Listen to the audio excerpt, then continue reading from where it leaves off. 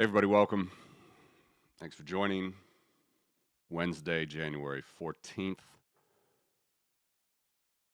Lots to talk about today. Going to only stream for about an hour.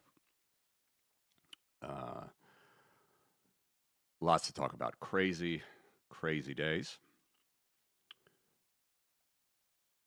Let's just see where we are right now in the model.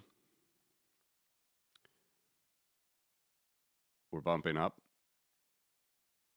on number 5, 50th percentile. That is the median of this analysis, which is based on percentiles of multiples over or under the power curve. All right. So to be clear, what it is saying is the power curve is the black line. Okay. And we never had fun above the 9 or the 8, a little bit on the 7. Now we're down below the 6, but bumping back up to the 5. Is this a breakout? Is this going to happen? Are we getting back to 100K? Honestly, I still doubt it for a little bit. I think you guys are maybe a little bit split on if the cycles are done or if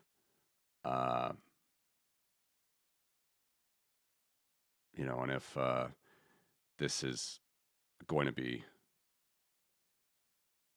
the year that we break the cycles, basically. If I had to guess, I'd say there's more likelihood than not that we go back and we test the 10th, the 20th percentile by the end of the year, as I've talked about. So I could always be wrong, but we've done it every prior cycle, and even though we haven't exploded this cycle, I'm erring on the side of caution. But we'll see. I think we're split on that in the community, at least my community. Lots to talk about. A lot of interesting things going on here. Want to, again, revisit the U.S. dollars balance sheet. And what does that mean? That means the balance sheet of the issuing monetary authority, which is now apparently being sued by the Trump administration, though there has been bipartisan pushback against that. Again, I'm no fan of the Fed, but if you want to bring down institutions,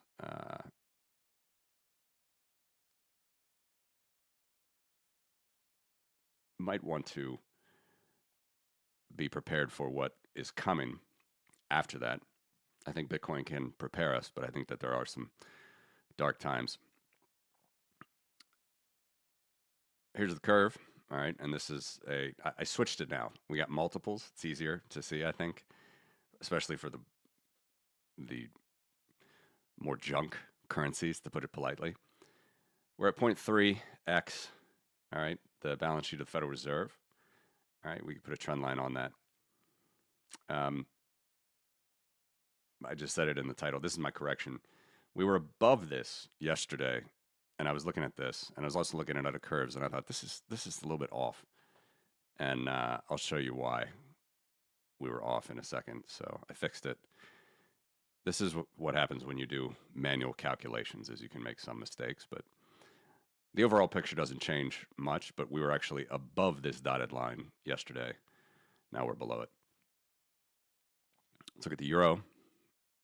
This is the monetary base of the euro.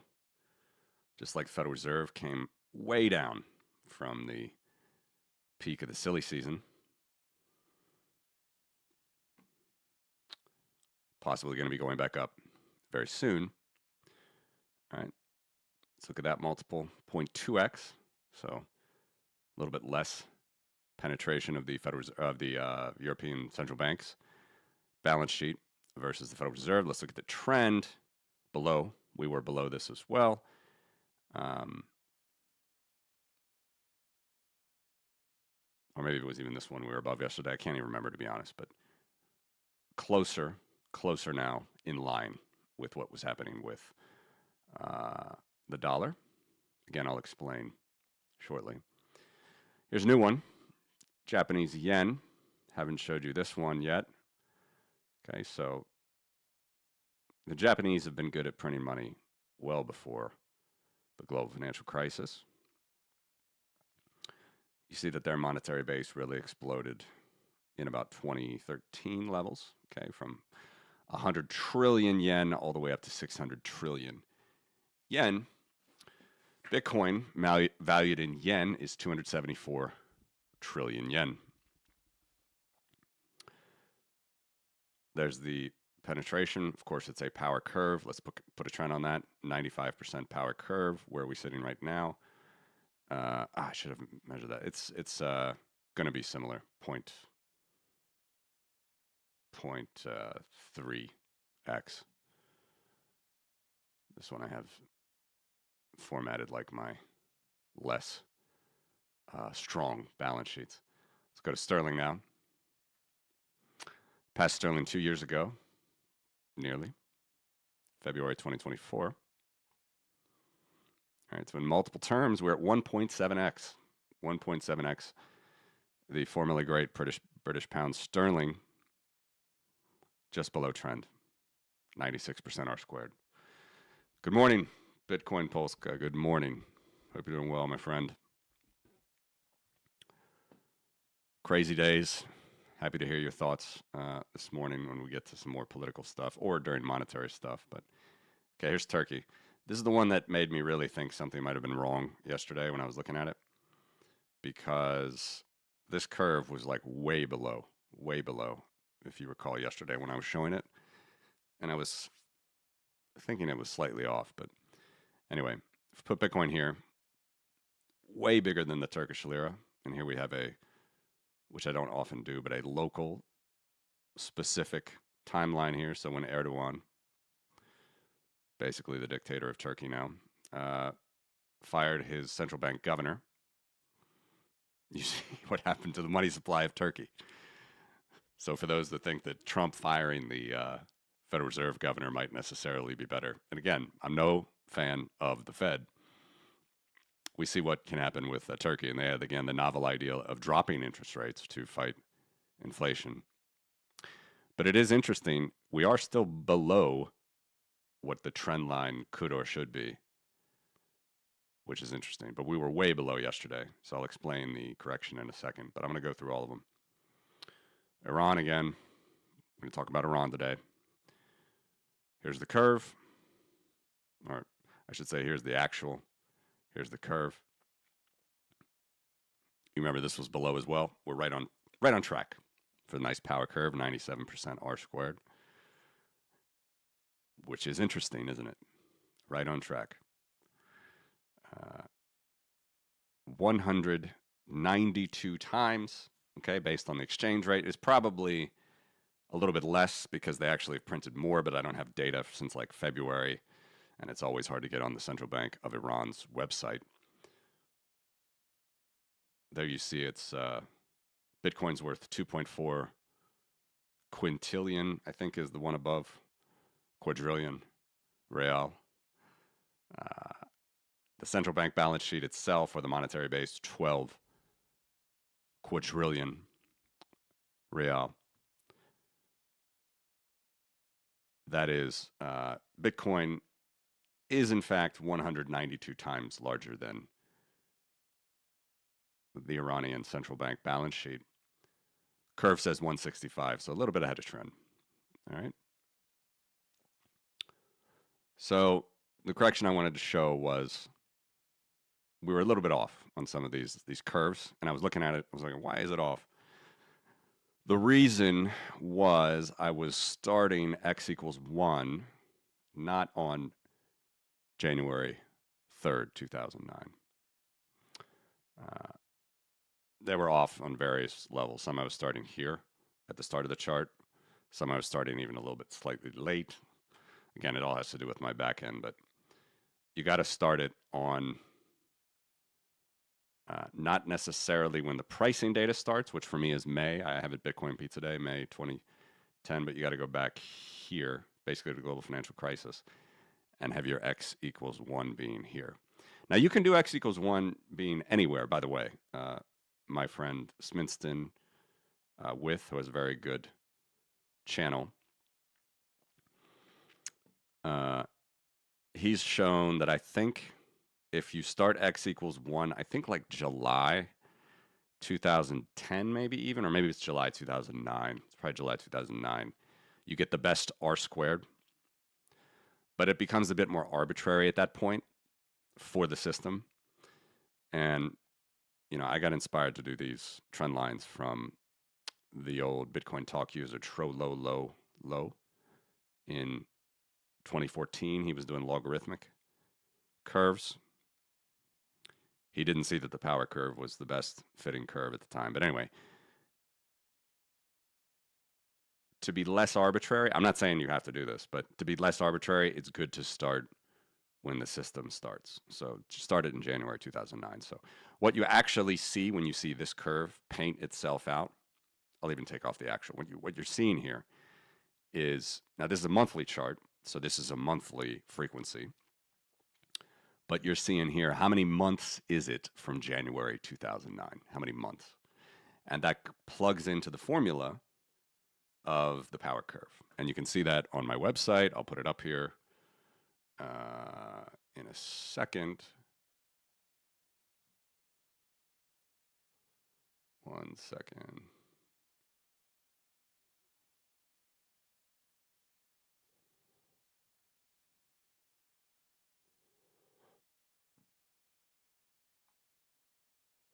Here's the regression trend lines. Simple stuff, right? You can use different coefficients. Like you can call it, y equals mx plus b or whatever. But I'm just using the slope, which is a rough term, as b. The intercept is a. Although they don't always have intercepts and slopes. It's kind of a weird thing. But anyway, exponential has an intercept. Linear has an intercept. Power has an intercept. Logarithmic does not. It's when the value that it crosses, that a, is when x equals 1. So they're all a little bit different. Anyway, this is the power curve. X is what I'm talking about. X is either days, weeks, months, whatever. So you got to be careful in the back end. And I was throwing these charts together, which I think are helpful, but just making these little curves. And some of them were copying over random start dates. So you had a little bit, I was looking at this yesterday. I was like, this curve looks worse than it should. And now it looks better. So all very good percentages, 96% R squared, 97% R squared for the Iranian rial. So Bitcoin is right on track compared to most currencies, a little bit low, as you saw for the main ones, right? A little bit behind. Bitcoin's lagging slightly, right, where it usually does, just like it is for price, specifically the larger currencies. But interestingly, the worse you get as far as currencies go, although not with Turkish lira, which again is also strange, but with Iran, you're kind of back to trend. So anyway, that's how the stuff works. There's a lot of calculation in the back end. Sometimes you trip things up, but I always try to give you guys accurate stuff here. Hello, Jukebox. They're not the same thing. They're not. So sometimes I speak that way, like 1 sigma, 2 sigma, but they're not. It's literally counting the observations and then assigning a percentage. So theoretically, although it's not always completely accurate, like there's rounding and stuff, but between these bands, theoretically, between each band is 10% of the total days. So we're at whatever 6,000 and change days of Bitcoin right now. So between 10% of the observations will be, like 10% of the observations are in each slice, and they're not equal slices. And it's even a little bit weirder too, because again, Bitcoin, we don't have data. Like You could try to back into some data, but I haven't done it. Like we have very thin pricing data before Bitcoin Pizza Day. So that's where I stop. So that actually makes it a little bit different.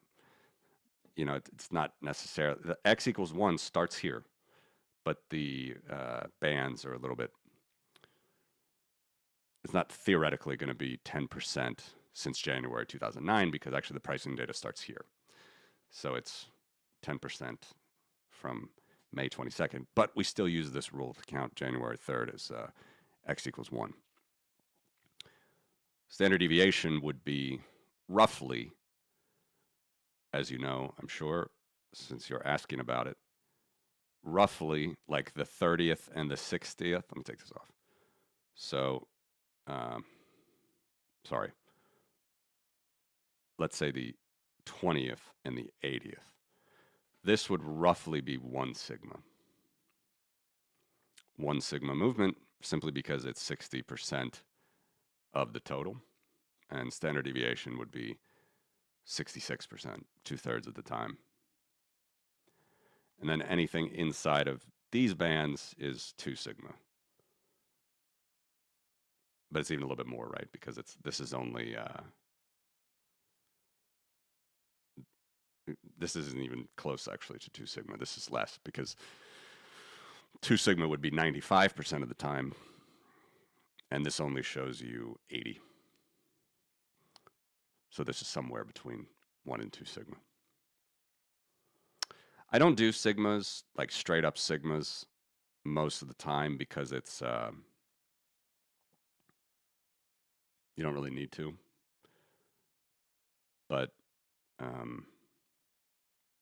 I need to update my chart online because I think I still might talk about that kind of like in sigma terms, but it's always percentiles is what I use, just because we have all the data.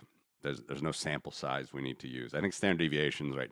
Again, I'm not a stats guy, but in stats with standard deviations, they, you're going off of a sample. So like, we can't measure the whole population of elephants, whatever they're doing, if we're measuring their eating habits, but we measure a sample and then we just assume standard deviations. But with finance, we can literally track every pricing day. So percentiles are more than enough. Yeah, thanks. I get on these tangents, sorry. But like I said, I'm really looking forward to bringing you guys more charts that you can interact with yourself. Also that I don't make these little mistakes about x equals 1 like I did here, but power curve looks good, right? Right on track for the yen. Right on track for the yen. And it's interesting. It's interesting, I think, in different currencies, we can see that it's slightly different. But for all of them, the curve has not broken.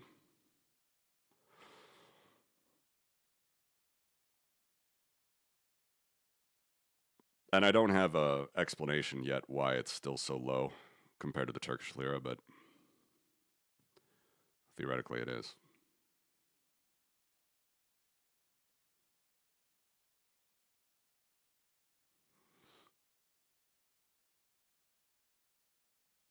Maybe weirdly,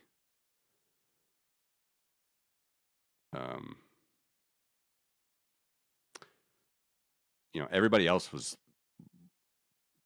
this is a weird thing, right? Everybody else was blowing out their balance sheets here during the period of time which I shall not name, otherwise I might be censored. 2020, 2021, and Turkey actually wasn't that high. And then they blew it out. So they kind of like theoretically maybe held some value here. And so that's why Bitcoin actually is slightly below target, but it will go back. I'm sure it will go back. But it is an interesting phenomenon here.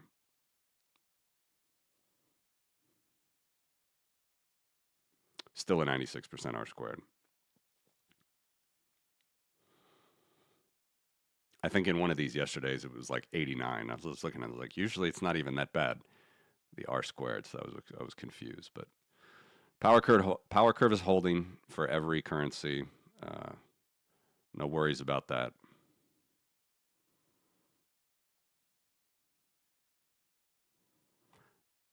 right? So like unlike the Turkish lira, we blew it out here.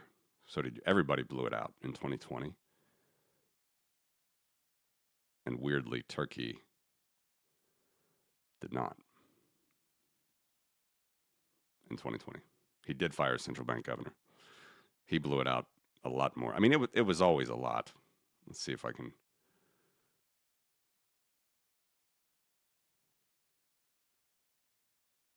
Yeah, actually, I'm not even showing here. That's not affecting the calculation, but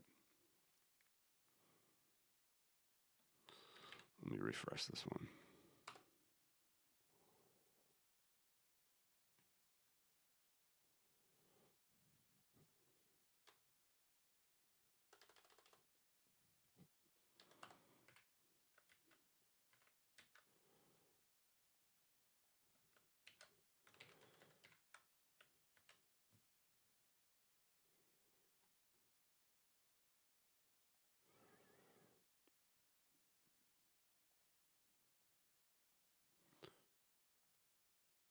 Give you a little bit more history of the Turkish lira to see how they've changed it.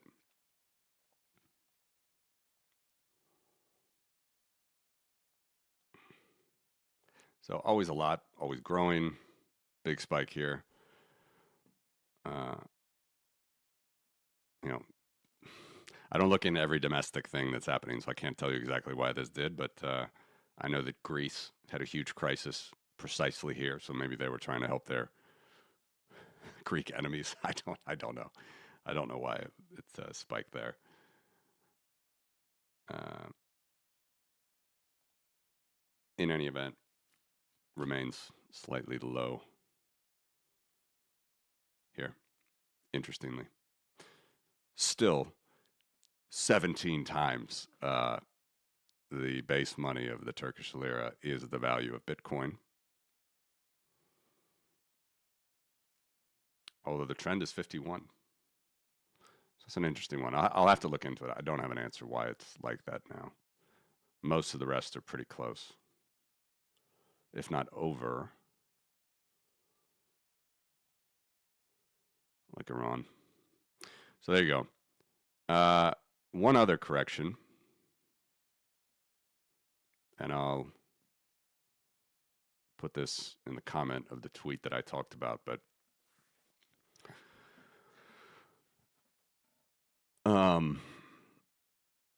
so we have this weakness, right?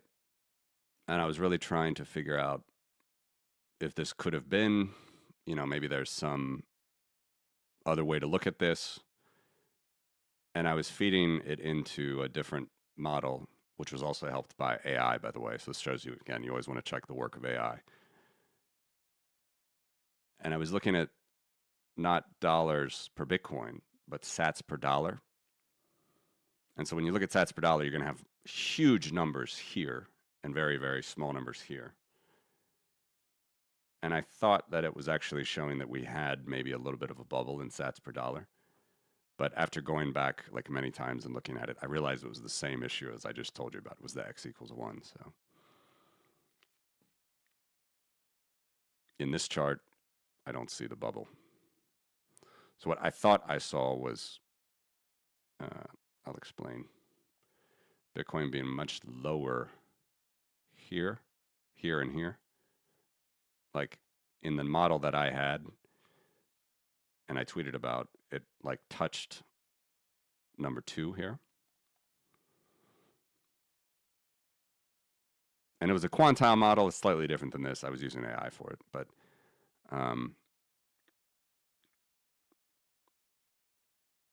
it was wrong. The x equals 1 was not January 3rd, 2009, but it was May 2010.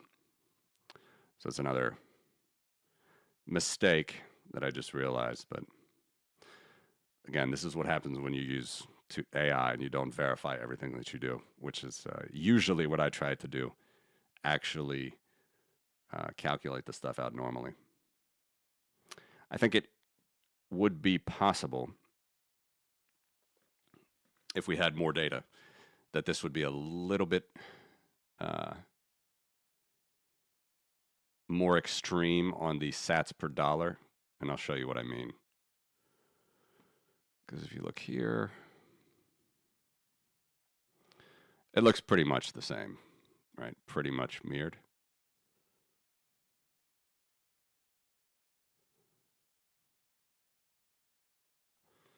I thought I tested this. Maybe, let me check again really quick.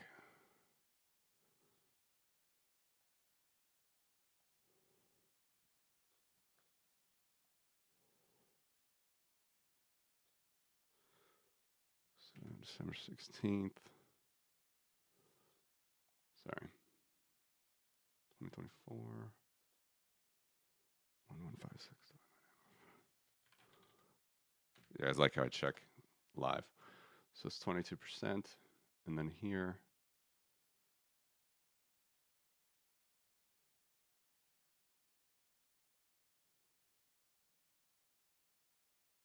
that's close. It might be the same. 101 divided by 86.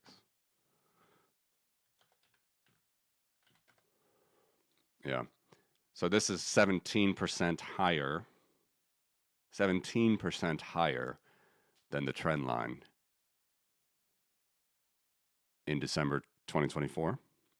Whereas this is more extreme, actually. It's 22% lower.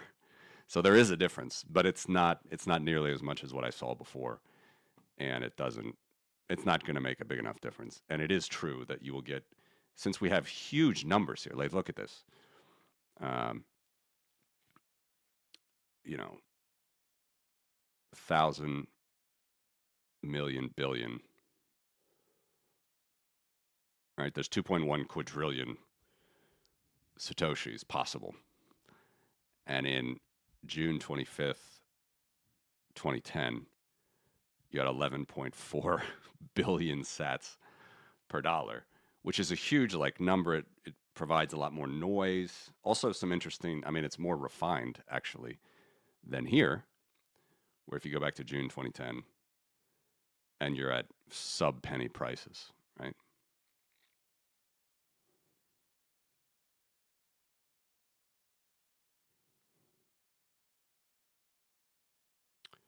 So there's a little bit of distortion, not distortion, but noise in the past. But it's not as big a deal as I first thought looking at that. And it was actually completely goes back to this x equals 1 problem. So check your work. That's my message here with this. But anyway, back to the overall lesson.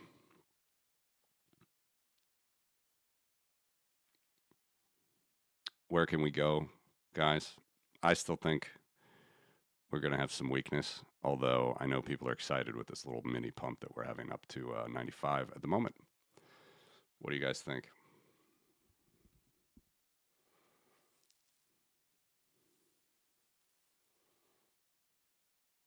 Yes.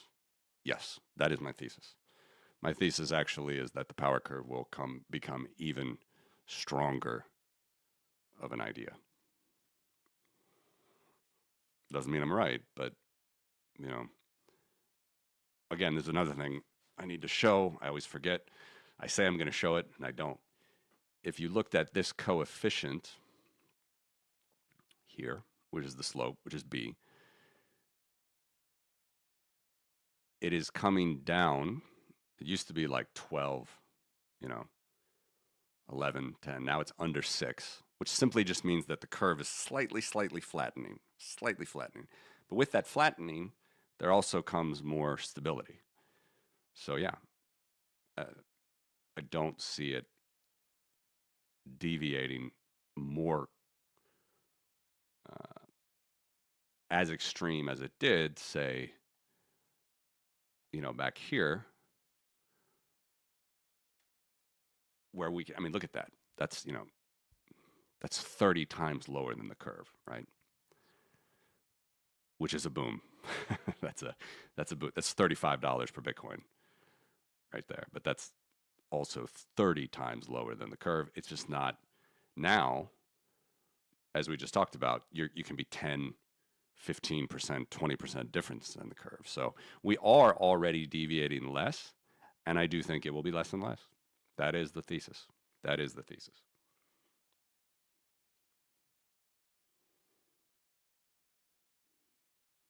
Yes, basically, yes.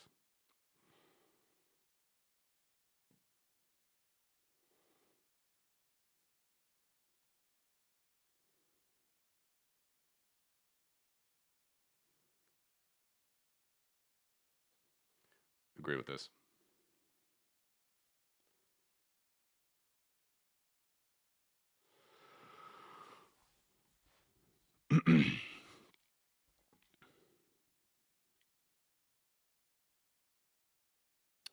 Federal Reserve finally published their data for the third quarter, which I can get to show a true money supply for um, M3 for the third quarter. I'll have that out for you tomorrow. This also goes back to my idea of having like a fully interactive database for you. It's just, though I think money supply is important, I've tracked it a lot. I do not think it can give you much predictive power, or not nearly as much basically as the power curve. So here's the money supply through June. Tomorrow, I'll show you literally from data that was released in the last couple days by the Fed. I'll show you through September. Um, I could make estimates through December, but I'm feeling it's not necessarily good to do that. Speaking about the possibility of a financial crisis or anything, obviously everybody's got a lot of more caution now than before the global financial crisis. But I would say what is concerning is the repurchase agreements. And they're going to be even higher when I show you what happened through September. So the GFC was not a crisis in demand deposits, right? Here's demand deposits. Nothing unusual happened in demand deposits. It was not fractional reserve banking per se that caused the global financial crisis. It was hot money in more risky assets. And look where it is now.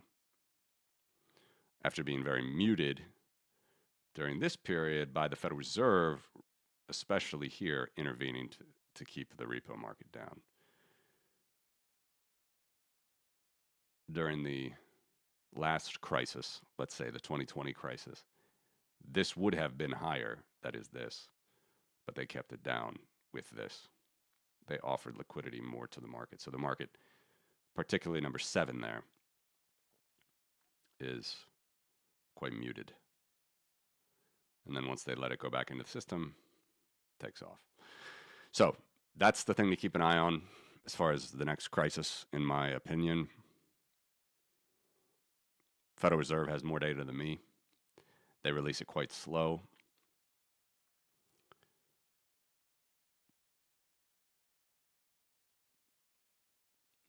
Have to see.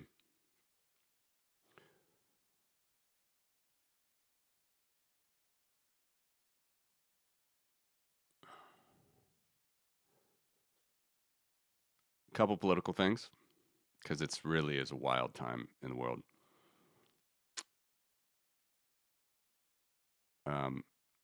So Trump released this. This is already 2 days ago now.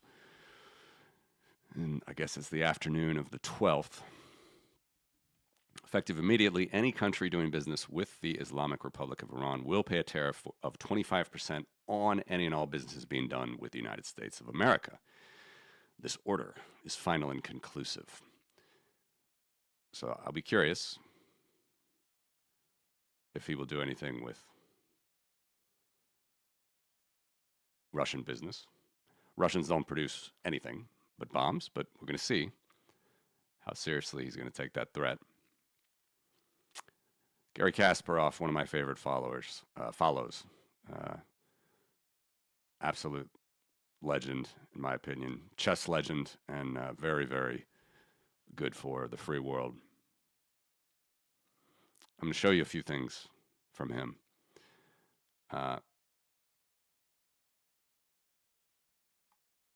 So the death toll is maybe up to 12,000 now, if you've seen in the news.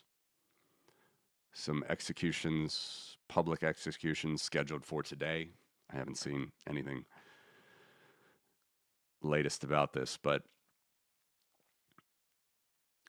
they are going to need help, and they're asking for help. In my opinion, they should have help. If it becomes a question of troops on the ground or boots on the ground, I think it's probably quite unlikely, but the U.S. has already shown in the summer they have air superiority. But here's just, again, from Kasparov, who, again, this guy he is in exile after running for president of Russia against Putin. Revolution is always in the hands of the people, but if Trump makes promises to the brave Iranian people being massacred in the streets, he must fulfill them. Otherwise, there will be blood on his hands and a cold bluff on par with Obama's red line in Syria.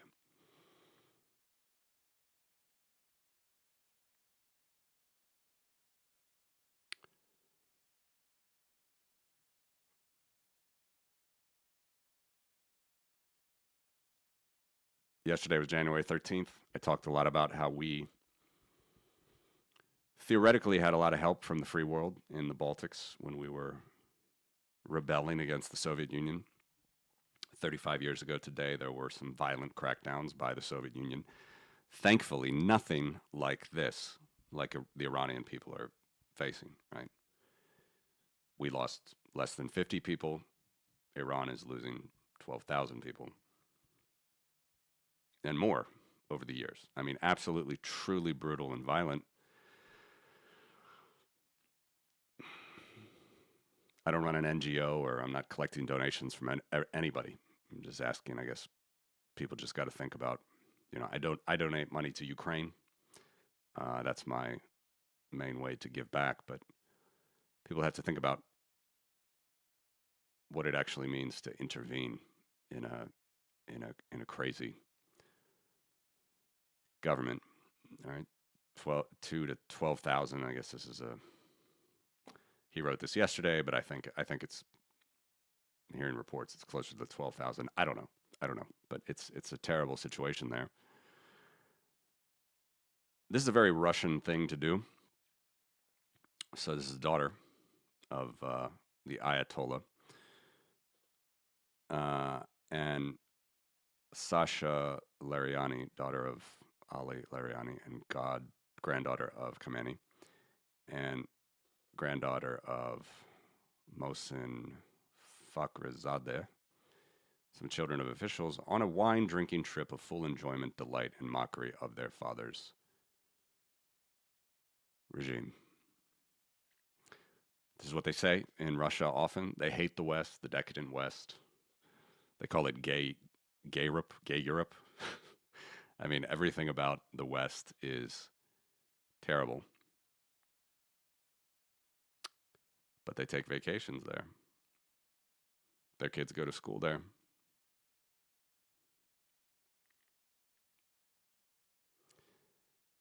Another question, I'm just posing it. I don't have an answer.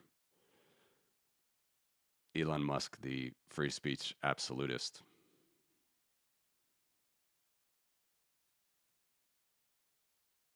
I mean, should this guy be posting? Should he even be allowed to be posting when their entire internet is shut down? Is there is neutrality a stance here? I love how these guys were just completely destroyed, and they haven't posted here since March of 2022 because they've been completely destroyed. Yet they still have 2 million followers, and there are plenty of Russian fools that, particularly regime fools, that post to this day on Twitter when Twitter is banned. Nice little post from Vicegrad. Great follow if you don't follow it.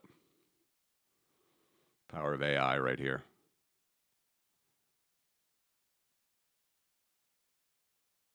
I don't need to remind you that 2 in 5 Russians don't have a toilet. Many Russians have never seen a paved road. Many Russians don't have electricity. Although this little town appears to.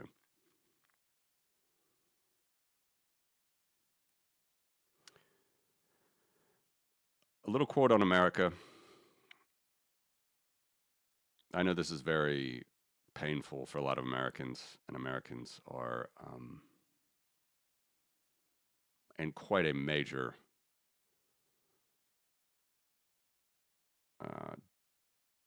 divisive reality right now.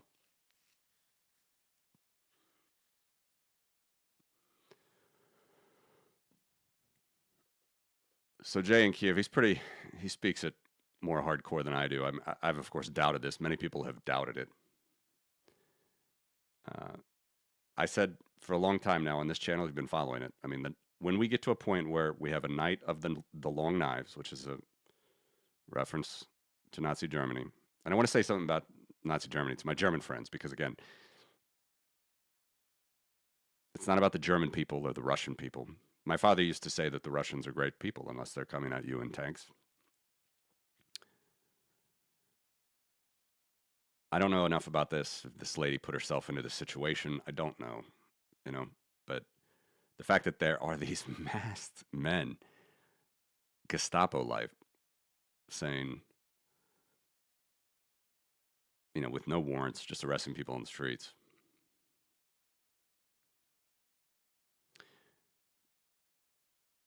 America's got a lot of domestic problems to deal with. Here's another one, and this is some German allusions here.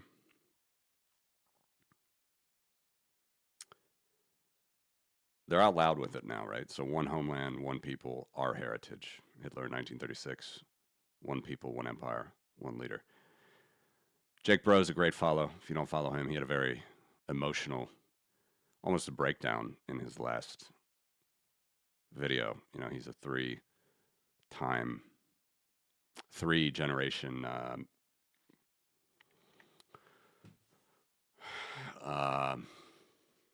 what's the word? Soldier. Third generation soldier, family of 3 generations serving in the armed forces in the U.S. And I think a lot of Americans don't see ourselves like this. I certainly don't. But it's pretty much here coming, and there are now official accounts using social media to reference a lot of this these slogans. Kasparov again. All right, here's another one. One of ours, all of yours. Let's just read this. Pete is a great free Hungarian fighter, by the way, fighting for a free Hungary. That was a slogan behind the 1942 annihilation of Lidice in the Nazi protectorate of Bohemian Moravia, what is now the Czech Republic. Czech resistance fighters assassinated Reinhard Heydrich, a senior SS leader and one of the principal architects of the Holocaust. Hitler and Himmler ordered the complete destruction of Lidice as collective punishment and a warning. All men over 15 were executed. Women were deported to Ravensbrück. Children were either murdered in gas vans or taken from their families and placed with SS households for forced Germanization. The Nazis also systematically abused and tortured dogs, primarily as part of their racial ideology and military programs. Again, it's going to be up to the American people how they're going to go forward here. I don't think we're going to slip into as dark a past as what the Nazis went through, but this is what it was. And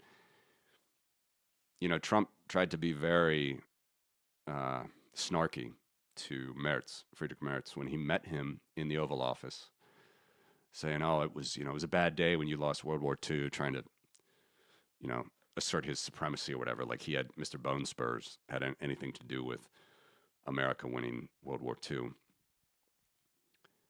And Merz himself said, "Look, you guys saved us from a totalitarian regime. Whether all German people believe that or not, I don't know.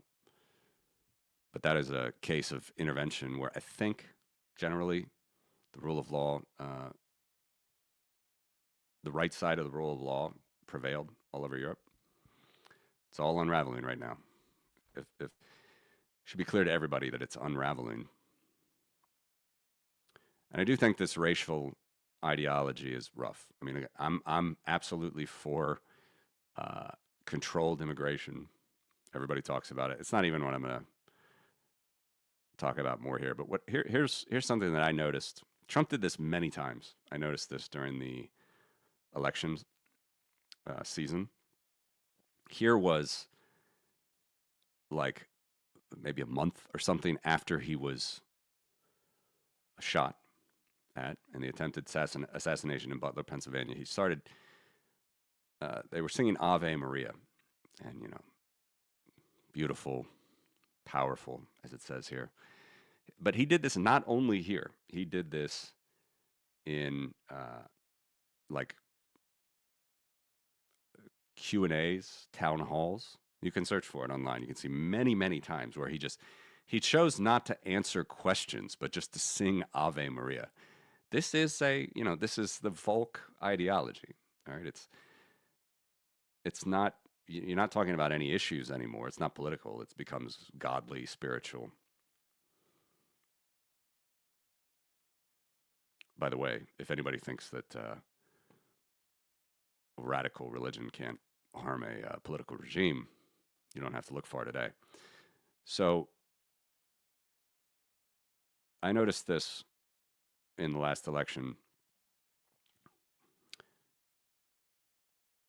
Again, this is not about Germans. For our German friends, I know a lot of great Germans, and this is just a past that they had to deal with. America has had a dark past as well, which I want to talk about in certain areas.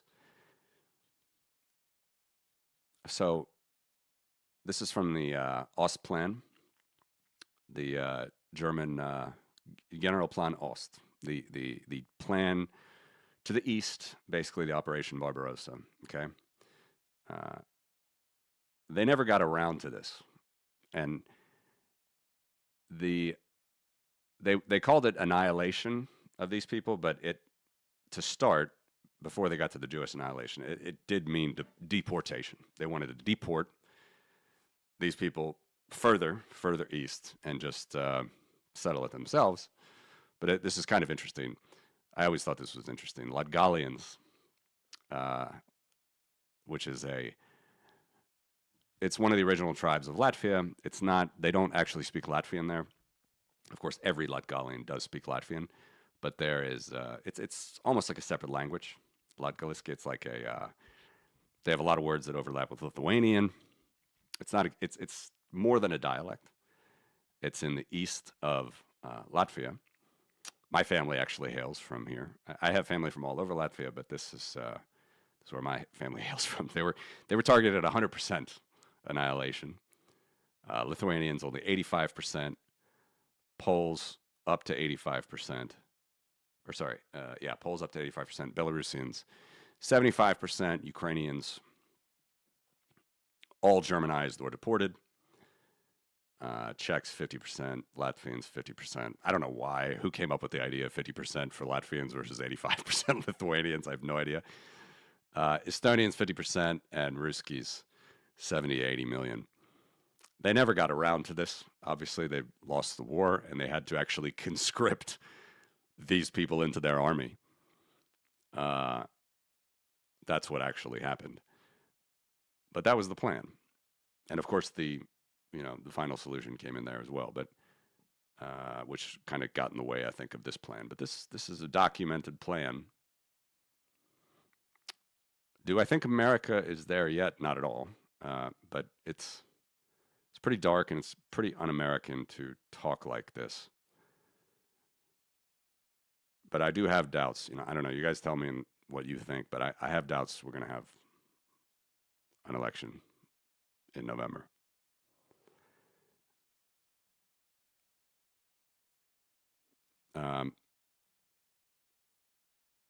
Latgal is here, by the way.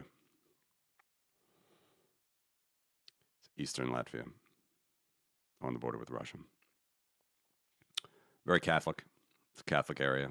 Wasn't always Catholic, of course, but Lithuania, Poland was the Catholic part here, and then the rest of what is, as I've said before, was Livonia, Estonia, and Latvia. Basically, it was a German-run kind of Protestant church state for a long time. Kind of a weird country. Wasn't really a country, but we didn't have our full independence until 1918, as did the Finns. not till 1918, but Poland and Lithuania had a more independent state for a long time. Ukraine being a part of it, Belarus being a part of it. Anyway,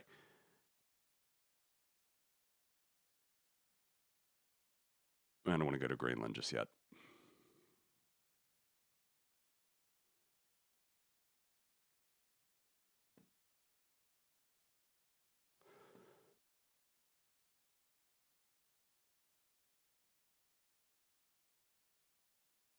It would be curious to me if,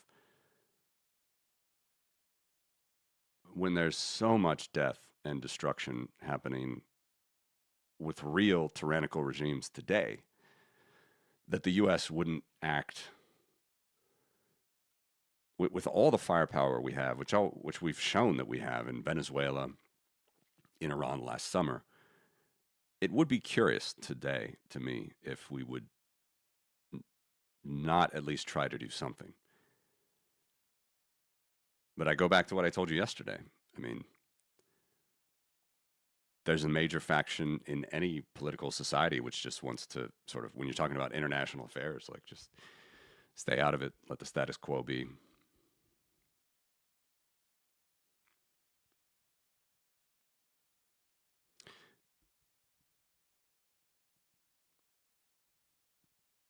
So I do have a hard time, again, speaking it as a European and as an American, but if it wasn't Germany, maybe it would have been France. It was France, right? 100 years before Germany, it was France that was looting and pillaging Europe, right? That went all the way to Moscow. If it's not one great power, it's another great power. You can be as Machiavellian and nihilistic as we want to be about this stuff.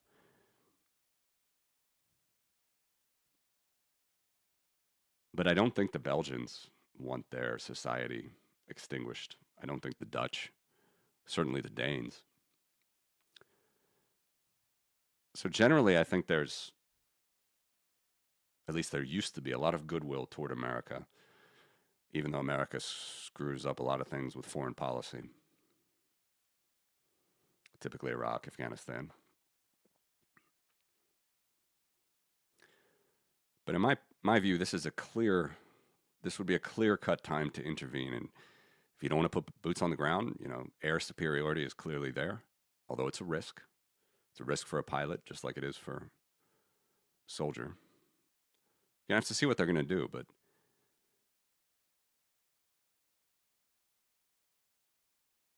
it's a very dangerous time, as you all know. But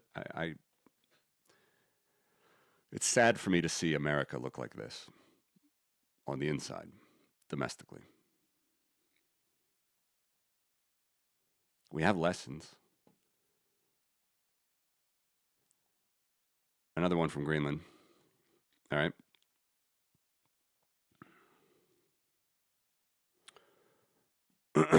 So this guy's a MP in Denmark.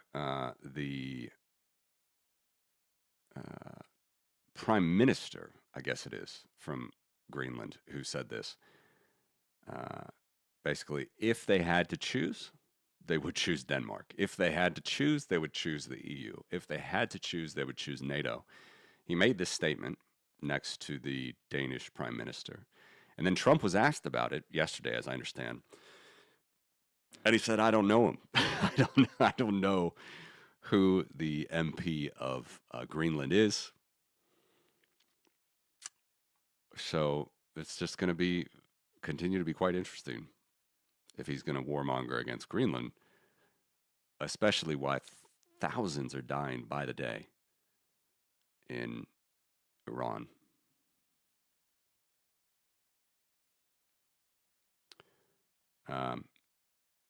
One more from Don Bacon, who, as I've said many times, is one of my favorite Republicans because he seems to be one of the few that actually has a spine, though regrettably he's not running again, and that is probably why he says what he says. He sponsored a bill because the administration keeps threatening Greenland and Denmark. I served in NATO and served with many Europeans in Iraq and Afghanistan. The admin is wrong to treat allies so poorly and foolishly. There's a bill to take over Greenland. There's a bill this year. Neither of them are going to go anywhere. everybody knows it's illegal to go into Greenland by law, by treaty. It's a ratified treaty in Congress, the NATO treaty. But they had to do this. It's very sad to see in America. Just to leave you one more, I saw this on Jake's channel as well, so follow him if you don't. This is the second greatest army in the world. You just have to get a laugh out of this. There's really no other way to do it than laugh. I mean, they're bombarding Ukrainians every night. It's cold, -10, and they now have privacy tents. I mean, I can't even believe they filmed this stuff. Second greatest army in the world.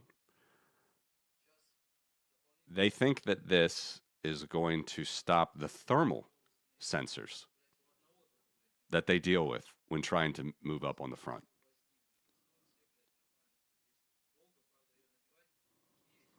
The world is so insane. It's just so insane. People don't seem to know what's up, you know, what's up, what's down, what's good, what's bad. But thank God for the Ukrainians for doing what they're doing. That's all I have to say. Not going to go too much longer, guys. Unless you have any questions. Still some Bitcoin questions, which again is the best way to protect yourself during all of this. My vote is actually no. So I could be wrong. I'm happy to be wrong on this, but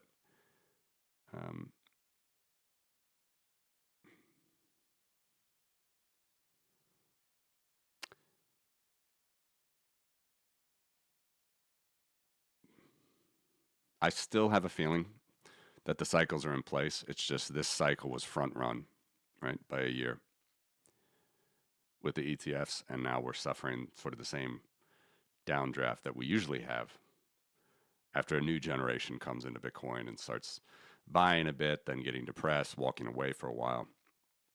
So I still have a feeling we're going to go sideways to down over the next year, but I'm happy to be wrong on that. And again, I'm not in the business of predictions, just showing you guys the relative risk. That's my thoughts still. But I hear you. I hear you. It's possible that the cycles are over.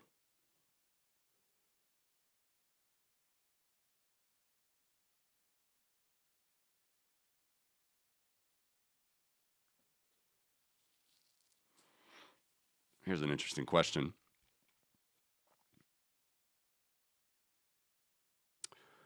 Well, what he talks about is we move to the next level. When you talk about the super exponential growth, we always move to a faster and faster pace. All right, so that's exponential growth.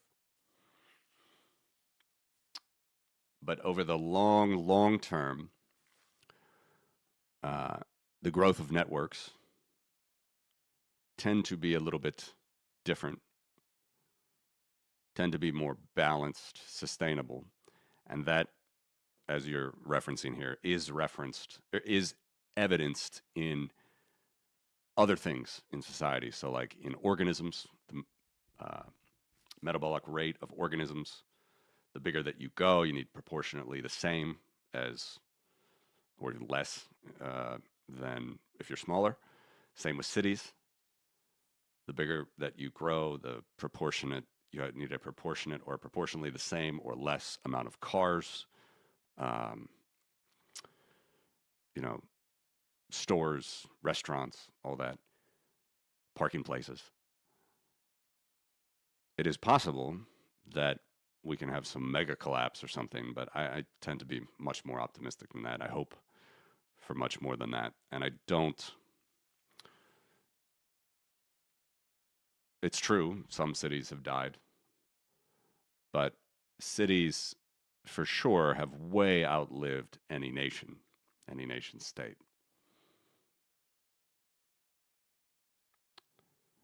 And, if you think like a city like Istanbul or a city like London.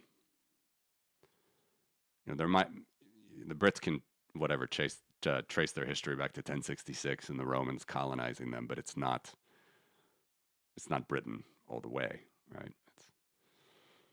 I don't know my British history enough where Great Britain was founded and then the United Kingdom, which was much later, but it's the city itself lasts much, much longer and can go through a lot of these changes. I do think a lot of this theory and the stories of the power law matches very well with, and also super exponential growth, by the way, matches very well along with where we are in the cycle of the post World War II era. I mean, it's pretty much dead. It's breaking down. There's going to be a new order. Might be bad in some ways, might be good in others. People are dying as this old order is coming down. One thing, for example, with Ukraine, a lot of people said that Ukraine, and I'm sorry to keep going back to this, but this is just, this is how I feel. I got to talk about these things that are close to home for me. As a lot of people said, even 4 years ago, that Ukraine should just surrender, give up, do whatever Moscow wants, save lives. And believe me, I don't take the saving life statement lightly. It's a tremendous cost that the people of Ukraine have given to the world, even to Europe, protecting Europe, but to themselves, to their own identity to keep it going. And I am 100% convinced that no matter what happens in the next phase of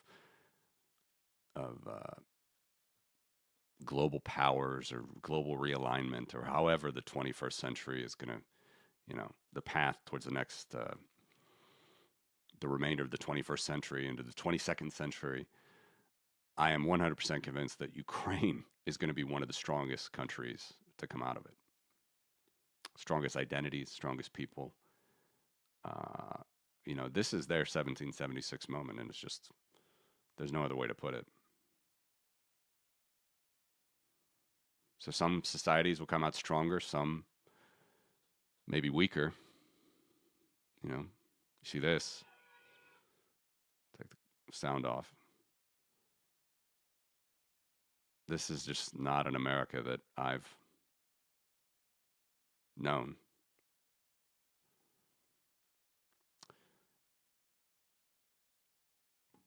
One other thing I wanted to show before I cut it, and I got to cut it soon.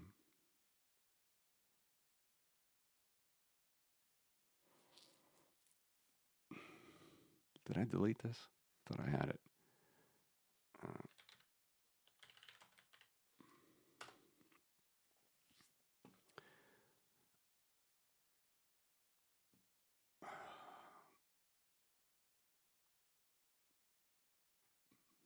So if the powers that be in the U.S. are trying to make this about sort of a racial thing, which again, I know that like in Britain, people are kind of waking up to the idea that there's a lot of radical Islam there in Britain, and they're not seeing that the society that they once knew.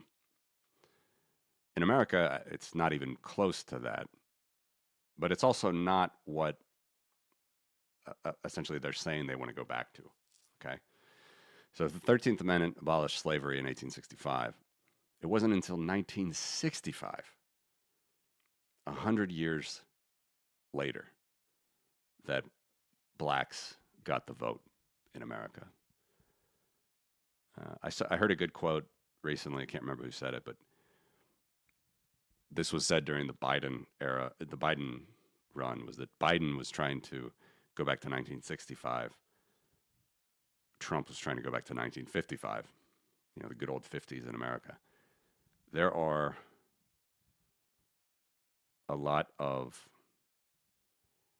ideologues right now in the U.S. that kind of want certain things, whether you're J.D. Vance and want everybody to be sort of hardcore Catholic. I was raised Catholic, by the way. Or you want sort of more liberal democracy for everybody. You're just going to have to figure this stuff out politically, would be my view. But I do think that unlike the real autocratic regimes in the world right now, which are becoming free and have become free since 1989, again, Russia's your main funder of Iran.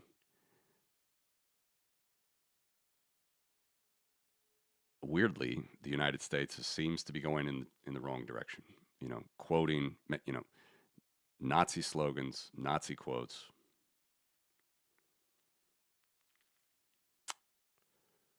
Just going to have to see how it plays out.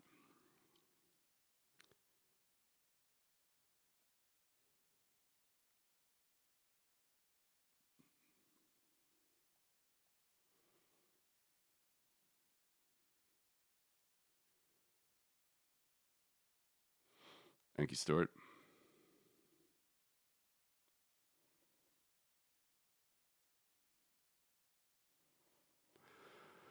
Well, that is generally the idea. Yeah, you could keep it as simple as that. As simple as that. And you're going to be just fine. If you don't need Bitcoin for anything as a need, if you don't need to put a down payment on a car or a house and you're just storing wealth, that is a great idea. Great idea. Good morning, Sandro. I'm about to leave soon, but I just did a little bit of an expose on American ideology, which at the moment seems to be calling back some Nazi ideology, which is disappointing to me. But we're going to see.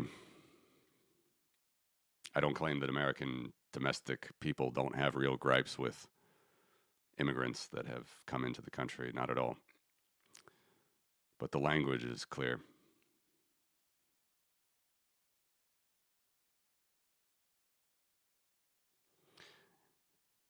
Anyway, this is most on my mind, is Iran, Venezuela as well.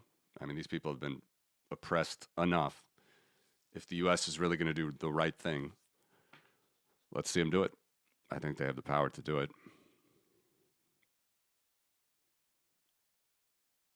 And if they're not, then it really is, a full new alignment of American power.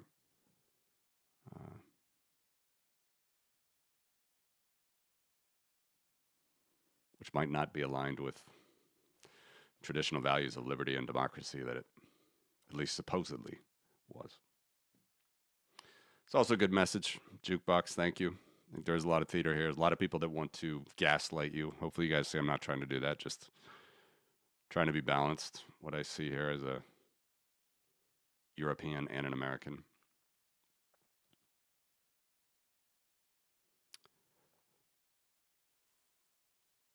And as Ryan Macbeth has said, who's a great follow, by the way, Ryan Macbeth, 30% of whatever I do, it just doesn't get huge traction, but, whatever Jake Bro's doing, whatever people are doing on Twitter, the next buzzword that you see trending, 30% could be adversarial trolling, which Twitter for sure doesn't have a handle on, YouTube doesn't have a handle on. And again, if you want to talk about free speech, tell me why these accounts are even on Twitter when their own people can't use the platform. So we'll see. Thank you guys. Good morning, BTC Moon Guy. I'm out. I got to run, but appreciate it, and I will talk to you tomorrow.